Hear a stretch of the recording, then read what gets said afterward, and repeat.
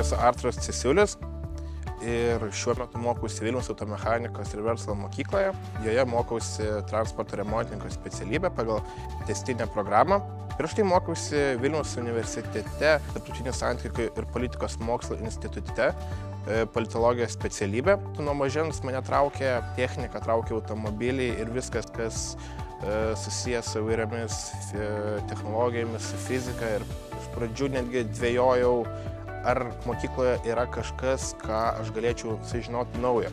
Praėjus vos keliom savaitėm aš supratau, kad aš praktiškai nieko nemoku. Tai man parodė būtent mokytojai, kurie mane mokina, kadangi jie yra savo srities profesionalai. Mokykloje yra privaloma profesinė praktika, kurios metu gali gauti praktinių įgūdžių dirbdamas privačioje įstaigoje. Patekus pas Benediktą Vanagą į komandą, atėjau į labai draugišką ir labai profesionalų kolektyvą. Mano pagrindinė praktikos veikla yra susijusi būtent su šiuo automobiliu. Yra didžiulis pasiekimas, kad galėjau prisidėti prie labai profesionalios komandos ir padėti šį automobilį ruošti ateinančiams Dakaro varžyboms. Ši įmonė yra pati profesionaliausia Lietuvos autosporto įmonė visoje Lietuvoje. Tai būtent tai buvo pagrindinė priežastis, kodėl aš norėjau atlikti praktiką čia ir labai džiaugiuosi tuo, kad galiu prisidėti prie pasiruošimo ruošiantis 2025 metų Dakaro raliui.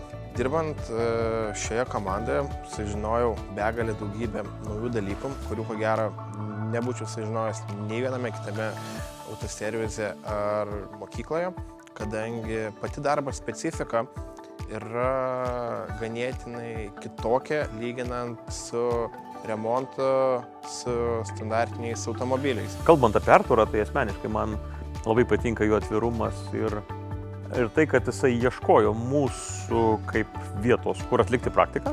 Tai matosi, kad žmogus ieško tam tikrų iššūkių, nepasiduoda. Kitas dalykas, kurį pamačiau kalbant apie Arturą, kad jisai baigė politikos mokslus, baigė aukštąjį mokslą, bet sugrįžo išmokti profesijos ten, kur jos moko turbūt geriausiai. Ir čia man irgi parodo, kad valstybėje yra, kaip pasakyti, universitetinis mokslas yra vienas dalykas, bet mokėti amatą tinkamai irgi yra svarbu, nes amatininkai visais laikais buvo reikalingi. Pabaigus transporto remontininko specialybę yra planų nuo rugsėjo mėnesį tęsti pradėtus darbus, toliau gilintis į automobilius, mokytis automobilių elektronikos specialybės.